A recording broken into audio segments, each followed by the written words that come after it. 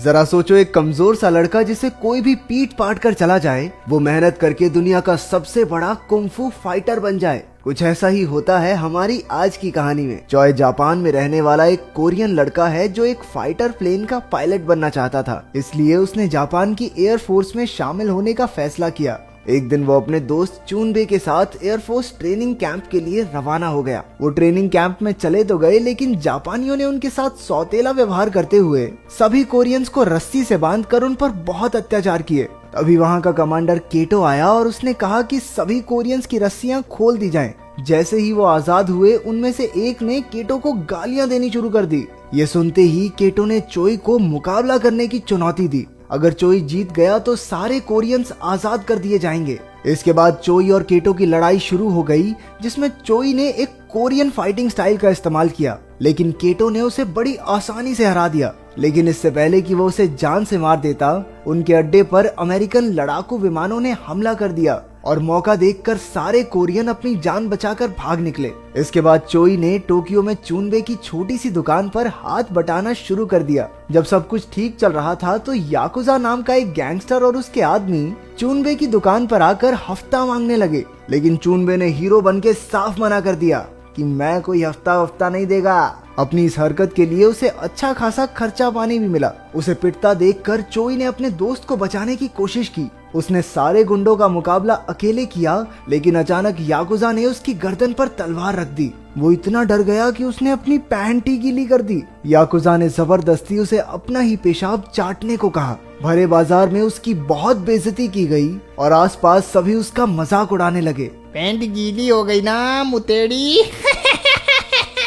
थोड़ी देर बाद भीड़ में से बूमसो नाम का एक आदमी चोई के पास आया और उसे जमीन से उठाया। उसने सभी बदमाशों का मुकाबला किया और एक एक करके सबको चित कर दिया। चोई दूर से छिपकर ये सब देख रहा था और अपनी गैंग को हारता देख याकुजा मुंह छुपाकर वहां से भाग निकला। बाद में हमें पता चला कि बूमसो भी असल में एक मार्शल आर्ट्स का खिलाड़ी है। वो भी चोई की तरह कोरिया से था। फिर वो चोई और चूनबे को अपने साथ एक सर्कस में ले गया, जहां काफी कोरियन लोग साथ में काम करके अपना गुजारा कर रहे थे।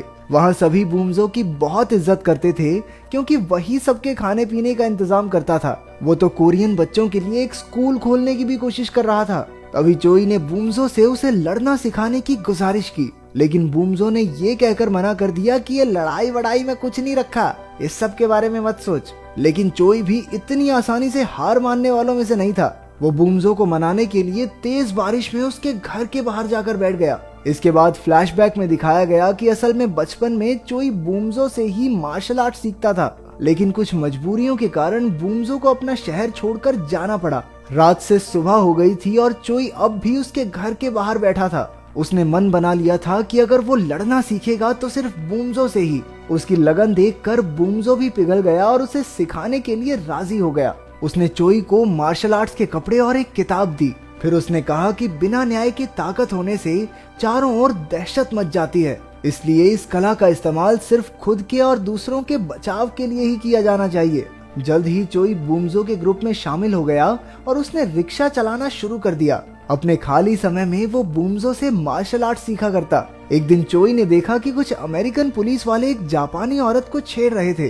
चूनबे ने उसे कहा भी कि इनसे दूर रहे और चुपचाप घर चले, लेकिन चोई ने सीधा जाकर उन पर हमला कर दिया और उस औरत की इज्जत बचाई। इसके बाद कुछ ही समय में वो बहादुर शेर के नाम से मशहूर हो गया, जो जापानी औरतों को पुलिस वालों से बचाता था। ये बहादुर शेर की सिर्फ औरतों की मदद करने वाली चीज पसंद नहीं आई मुझे। इस दौरान उसकी दोस्ती योको नाम की एक लड़की से हो गई, जिसे उसने बचाया था। बहादुर शेर नहीं, ठरकी शेर है ये। कुछ दिन बाद याकुजा के आदमी सर्कस में घुस आए और उस दिन की बेइज्जती का बदला लेने के लिए बूमसो को ढूंढने लगे। जल्द ही बूमसो बाहर आया और उसने अकेले ही उन बदमाशों का सामना किया, लेकिन जल्द ही वो सब उस पर हावी हो गए और याकुजा ने मौका देखकर उसका खून कर दिया। जब चोई और चूनबे वहां पहुंचे तो बूमसो को मरा हुआ देखकर उनके होश उड़ गए। अगले दिन चोई ने अपने गुरु की मौत का बदला लेने की कसम खाई। वो अकेला ही याकुजा के अड्डे की ओर चल पड़ा और बाकी कोरियन लोग भी हथियार लेकर उसके पीछे हो लिए। उधर याकुजा के आदमी भी पूरी तरह तैयार थे, क्योंकि वो जानते थे कि ये लोग बदला लेने जरूर आएंगे। इसके बाद दोनों गुटों में भयंकर लड़ाई शुरू हो गई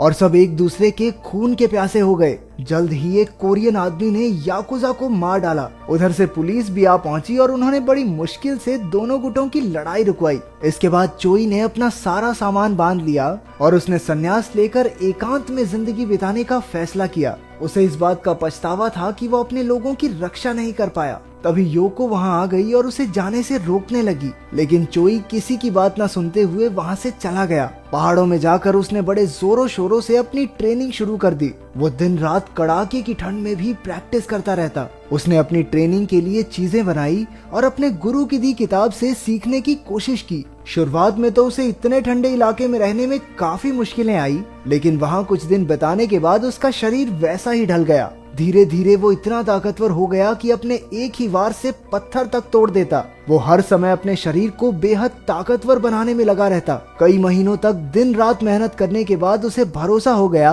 कि उसके गुरु की दी हुई किताब से उसने सब कुछ सीख लिया है। फिर वो पहाड़ों से वापस शहर में आ गया और जापान के बेहतरीन फाइटर्स को चुनौती देने लगा। सबसे पहले वो नीजो डोजो नाम के कराटे स्कूल में गया। अपने फटे पुराने कपड़ों में वो अंदर घुसा और डोजो के लीडर को मुकाबले के लिए ललकारा। लीडर उसका हुलिया देखकर उस पर हंसने लगा और उससे लड़ने के लिए अपने एक फाइटर को भेज दिया। चोई ने एक एक करके 10 फाइटर्स को एक ही झटके में पटक दिया। आखिरकार उस डोजो के लीडर को भी हराकर वो सारे अखबारों में छा गया। जब पूरे जापान में चोई की बहादुरी के चर्चे होने लगे तो ये खबर केटो तक भी पहुंच गई। केटो अब जापान की कराटे एसोसिएशन का हेड था। कोरिया से आए एक लड़के को बड़े बड़े जापानी फाइटर्स को हराता देख वो परेशान हो गया। उधर चोई एक के बाद एक नामी फाइटर्स को लगातार हराते जा रहा था। उसने हर तरह के फाइटर्स को हरा दिया, फिर चाहे वो कोई भी मार्शल आर्ट्स क्यों ना करते हों। अपनी काबिलियत की वजह से वो पूरे जापान में मशहूर हो गया था। फिर एक दिन उसकी मुलाकात अपने पुराने प्यार योको से हुई। उसकी मशहूरी से जलने वाले केटो ने एक खबर फैला दी कि वो दरअसल चीटिंग करके जीतने वाला एक ठग है। इसके साथ साथ उसने अपने एक आदमी को चोई को मारने के लिए भेज दिया। उस हत्यारे ने चोई को भरे बाजार में देखा और मौका पाकर उसके पेट में चाकू घोंप दिया। खुशकिस्मती से चोई की जान बच गई और उसकी देखभाल का जिम्मा योको ने लिया, जो उसका पूरा ख्याल रखती थी। एक दिन चोई को चुनबे का कॉल आया और उससे मिलकर उसे पता चला कि कोई उसे मारने का प्लान बना रहा है और अगर उसने केटो का मुकाबला नहीं किया तो वो अपनी जान से हाथ धो बैठेगा। चुनबे के घर से निकलकर उसका सामना उस हत्यारे से हुआ जो उसे मारने आया था। उन दोनों में हाथापाई शुरू हो गई और चोई ने उसका काम तमाम कर दिया। जब चोई को इस बात का पता चला कि उस हत्यारे की एक बीवी और बच्चा है तो उसे अपने किए पर बहुत पछतावा हुआ। वो उनके पास माफी मांगने गया और कहा कि पूरी जिंदगी उन्हें पालने की जिम्मेदारी वो लेगा। चोई ने अपने मास्टर के दिए हुए कपड़े भी उसकी बीवी को सौंप दिए और कहा कि आज के बाद वो कभी किसी से नहीं लड़ेगा। हालांकि हत्यारे की पत्नी ने चोई को माफ नहीं किया, लेकिन वो फिर भी दिन रात उनके घर के बाहर बैठा रहता। आखिरकार एक दिन वो मान गई जब चोई उसके बेटे को पहाड़ के ऊपर चढ़ाकर वहां का नजारा दिखाकर लाया। इसके बाद उसने चोई को कपड़े वापस देकर कहा कि लोगों के भले के लिए लड़े।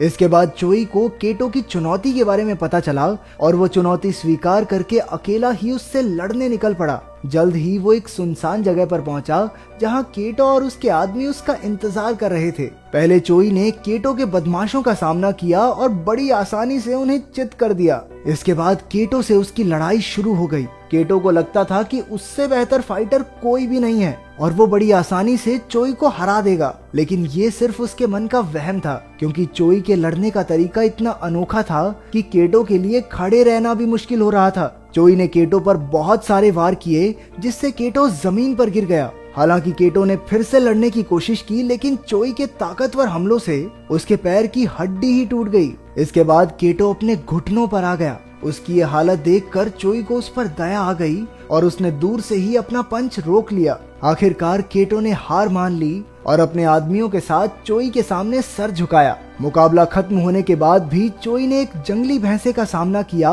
और उसका सर पकड़कर उसके सींग तोड़ डाले। ये एक जबरदस्त योद्धा की सच्ची कहानी है जिसने हजारों फाइटर्स को हराकर क्योकुशिन नाम का एक